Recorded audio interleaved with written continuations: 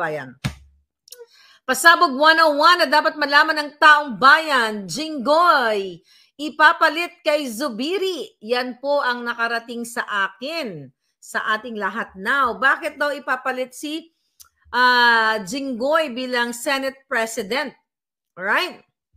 So ayon sa ating mga informer, mga palangga, na-imbier na si Ahas, si Lisa Smugs at si Marcos Jr.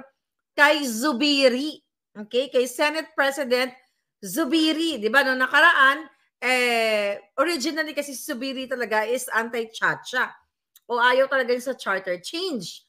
Pero later on, I think in the middle of February, nagbago ang kanyang isip at inayunan niya, okay, ay dahil kinausap siya ni Marcos Jr., ni Kuting at ni Tambaloslos para nga makipagsabwatan sa charter change na ito or sa puwersahang initiative. Okay? So ano ang nangyari, mga palangga? 2 weeks ago, ay nagsalita si Zubiri na, well, bago pa nagsalita si Zubiri, kung naalala ninyo, si Tambaloslos ay may sinabi sa ating mga senador na wag daw pakialaman, wala daw dapat parang wala daw pakialam itong mga senador na ito sa charter change. Remember that? Sinabi ni Tamba yon, okay? Sinabi ni Tambaloslos sa kanyang press conference na magtrabaho na lang daw itong mga ano na to, itong mga senador at wag daw pakialaman ang charter change o yung People's Initiative na isinusulong ni Tambaloslos. Ngayon, nag-aklas, di ba, nag-alsa dyan si Joel Villanueva, lalo si Senator Amy Marcos, dahil na, nabukelya niya yan. At si Zubiri naman, syempre si Presidente Kuting, ay, Presidente, maaaring sila ay natatakot, baka sila ay gipitin. But again, ang eksenang kaganapan, mga palangga, dahil ayaw pumayag ni Zubiri, okay? Nakarating po sa atin, ayaw pumayag ni Zubiri na basta-basta na lang pumabor ang Senado sa puwersahang initiative na pinopropose nitong mga buwaka ng ina, si Kuting, si Tambaloslos, at si Lisa Smugs dahil nga sa political aspect. Diba? It's not really for people, for economic provision. Kasi lahat naman tayo mag-a-agree kung hindi tayo pinwersa o hindi nilinlang ang mga taong bayan sa pagpipirma nitong Jutang Gininang Initiative na to gamit ang ayuda at binayaran ang mga kongresista. Okay? So dahil hindi pumayag, okay? Dagdag hair natin today, oh. Ngayon, mga palangga, kumusta na kayo, okay? Ay, okay. Nako, dapat bantayan ng maigi yan. Baka mabudol tayo ng mga yan. Okay, mga kababayan. Here's the thing, pating. Itong buwakang inang to, itong hayop na nasa Australia, nag-ano-ano na naman doon, nagdadakdak na naman doon, nagyabang na naman ang kabalbalan niya. Itong jutang inang ito, at saka itong butod na ito, mga palangga, ayan. Kasi butod, nililinkis ang ganyan yung asawa niya. Sinasakal niya, di ba? Bagay yung, yan, sinasakal niya. Tapos yung itlog nito ay pinipisil niya. So, pisil natin itlog. Ayan, pisil natin itlog. Ayan, pisil ng itlog.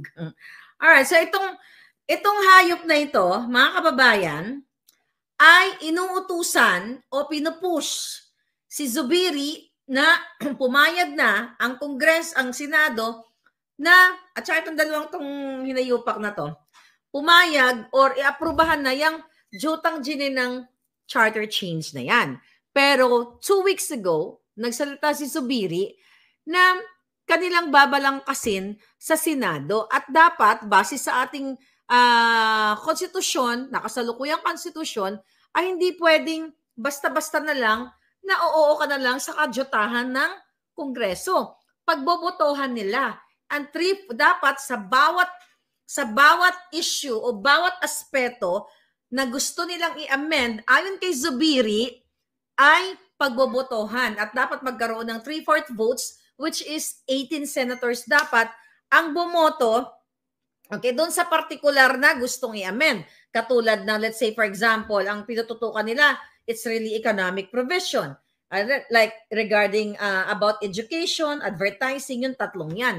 So dapat daw may bumoto na 3/4 sa Senado. Then pag nakaboto na, dun sa mga gusto nilang i-amend, tsaka ngayon nila i-forward sa Kongreso. At doon, after that, magkakaroon ng bicameral meeting and decision. Ayaw ni Kuting. Okay? At ito ayaw ng mga buwaka ng inang to. Itong dalawang tong mga hinayupak na to, gusto talagang budulin kasi hindi talaga ang intensyon nila for economic provision. Kasi ang gusto nila, politika. Ibig sabihin, para manatili sila sa pwesto. Yung hinayupak na ito, itong buwaka ng inang tong butod na ito, at itong weakling, itong hinayupak na ito, itong dalawang ito, nagpupush kay Zubiri. Ngayon, dahil hindi pumayag, mga kababayan, si Dudong ninyo, okay? Anong eksena? Papalitan siya ni Jinggoy Estrada. Okay? Basta-basta na lang bang ganon? Okay? So, basta-basta na lang ba ang mga eksena ganon? So, dahil nga mga palangga, ayaw ni Zubiri, ito yung nakarating lang to sa atin at gustong ipa-inform sa inyo mga kababayan, yung gustong pwersahang initiative o charter change, itong buwaka ng inang dalawang to, wala ba si Itik?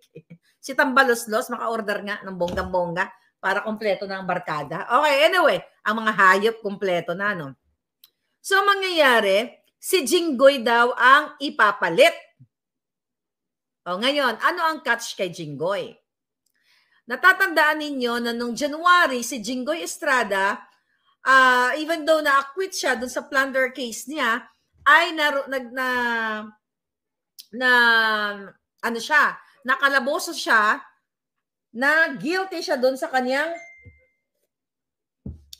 case, one count of direct bribery at saka indirect bribery sa Sandigan Bayan. So dapat, 'di ba, kung sobrang final na yung desisyon na 'yon, ay hindi na siya dapat makatakbo, 'di ba, perpetually, hindi na siya makatakbo sa kanyang sa politika. Hindi siya makatakbo kahit ano at hindi rin siya makaboto. Magiging suspended na yung kanyang right to suffrage kung siya ay tuluyan ng ma-convict, ma-guilty or final and executory na yung hatol sa kanya. Kaso lang, doon sa Sandigan Bayan, kaya napansin nyo, nandiyan pa si Jinggoy, kasi nag-file sila ng motion, okay? O reconsideration. So, ano nangyayari? So, hindi pa, kaya napansin nyo, di ba, marami akong nababasa, bakit hindi nakulong si Jinggoy? Kasi mga palangga, nag-MR, nag-motion yung kanyang mga abogado, kaya hanggat hindi pa final, okay? Kahit na maglabas ng resolusyon ng Sandigan Bayan, dito sa kaso ni Jinggoy, sa bribery, mga kababayan, ay pwede silang umapila sa Supreme Court pa rin. So kaya nandyan pa si Jinggoy, di ba? Ngatol yata it's 8 to 9 years, Bakit ko kinukwento sa inyo to? Bakit kailangan balikan natin na si Jinggoy Estrada ay, kakaba-kaba ngayon? Kasi, okay, inutusan siya, okay, sinabihan siya ni Kuting at ng mga alipores ni Kuting, ito ang eksaktong sinabi. Ayan, yung eksaktong sinabi doon sa mga nagpupush na palitan na si Zubiri. Execute the order while I'm away. Gawin nyo na, palitan nyo na yan si Zubiri at ipalit nyo si Jinggoy. At pag hindi pumayag si Jinggoy sa ganitong klaseng sistema na siya ang papalit para isulong ang Chacha, yung charter change, ay tutuloyan natin yung kaso niya. Now you know. Kaya po tangin ng politika talaga to. Okay? Si Jinggoy ipalit nila para papayag si Jinggoy kung anong gusto na sabi ni Maris. Ayun na nga. Kasi kapag si Jinggoy ay hindi pumayag sa kagustuhan ni Kuting at Tambaloslos, kaya dapat malaman nyo dahil wala pa to sa media. Okay? Pinarating sa atin ng ating mga puting anghel. Okay? Let's call puting anghel na lang siguro. Kasi ahas, puting ahas, but famous na yung puting ahas. So, okay lang din. Puting ahas kasi hindi nangangagat. Kasi dati nung bata ako, nakita ko ng puting ahas, hindi siya nangangagat. Hindi siya dangerous, so wala siyang venom. So okay mga kababayan, here's the thing pating. Ang catch, kaya papalitan si Zubiri dahil hindi makalusot ang jutang gininang Persang Initiative. Kung natatandaan ninyo, balikan natin ulit, okay, na sinabi ni Tambaloslos na walang pakialam ang mga senador sa People's Initiative o Persang Initiative nila. Kung di ba naman buwakan ng ina. So dahil hindi nagpapahawak sa liig ngayon si Zubiri, siguro kahit papaano, na-realize niya na sobrang pagpupush nito sa kanya, but tignan natin, kasi alam naman ng mga politiko, pwedeng magbago sa ngalan ng salapi, okay, or pwedeng magbago sa ngalan ng prinsipyo o pagmamahal sa kapwa o sa bayan kung meron man. So ito, abangan natin, baka in few, kaya kailangan ma-intercept ng taong bayan para malaman ninyo kung anong kababuyan ang ginagawa ni Marcos Jr. na kunyari nasa Australia ang buwakan ng ina, pero may marching order, may utos na gawin nyo na yan habang wala ako. Para kunyari wala siyang kinalaman. Dead, parang labas siya sa mga issue. Pero siya ang nagjutos, mga palangga. Okay? So siya ang nag-utos na gawin na yan, palitan na si Zubiri at ilagay si Jinggoy. Pag si Jinggoy ay hindi sumunod sa mga kagustuhan, tutuluyan natin yung kanyang kaso. Oh, baka kinakabahan na rin si Jinggoy ngayon, mga palangga. Diba? So now, okay. Ano ang eksena nyo today? Ayan, present ang mga hitad. Ma'am Lynette, thank you. So, mga kababayan, dahil nga ang gusto ni Zubiri ay economic provision lang. Walang political amendment. Yun ang pinanindigan niya. Kaya naman, pinag-iinitan na siya ngayon, mga palangga. Alright? Pinag-iinitan na ngayon dahil itong buwakan ng inang kuting na tong hayop na to, na una, sinabi niya, hindi niya priority ang charter change. Di ba? Sinabi niya, hindi priority ang charter change sa Chuchu. Pero ngayon, nagbago na ang kanyang isip kasi hindi naman actually nagbago ang isip niya. Nagsinungaling lang siya na kunyari, hindi niya priority ang charter change. Pero ang totoo, binudol lang talaga tayo. It's the same thing na sinasabi niya na, what? Ayaw niyang panghimasukan tayo ng ICC, mga palangga. Iyan ang katotohanan niyan. Alright. So, mga kababayan, now alam niyo na ipapalit si Jinggoy. Kung, okay, baka na naman babaguhin na naman. Kasi pag narinig ni Ahas, itong putang inang ito, itong hinahihupak na to, yung botod na to, kapag narinig niya dito, pag nalaman nila na binukela natin, delaying tactics nila. Alright? Okay, ito breaking news. Okay, breaking news. Nag-deny daw si Jinggoy sa mga taga-Senado. Okay, kati-text lang sa atin kasi ito galing to sa Senate ang ating puting ahas. Sabi niya nag-deny daw ngayon. Miss Maharlika, nag-deny ngayon si Jinggoy dito sa Senado. So tignan natin kung deny ba siya o tatanggapin niya. So breaking news, real time tayo mga kababayan. Alright, I'll see you again later. Jinggoy, Zubiri, tangina. Mag-asalita kayo. Huwag kayong sumunod sa kuting. Kasi kasama, pag kayo ay nagpa-uto sa mga buwakan ng inang ito, kasama kayo sa paglubog. Lulubog namin kayo sa Kumunoy. Ito na, nag-a-alarm na naman ang crystal ball ni Ka-inyong. Ano ba ang sinasabi ng crystal ball? Mga partners, merong malaking pangyayari sa Senado. Ay, nako. Kailan ba? Abay, mangyayari? Parang ngayon daw eh. Pero kung hindi ngayon ay sa lalong mabilis na panahon. Ano itong mga pangyayari sa Senado? Ay, mga partner, magkakaroon daw ng malaking pagbabago. Ano kayang pagbabago? Sa liderato ng Senado. Ay, nako. Totoo kaya ito? Totoo daw eh.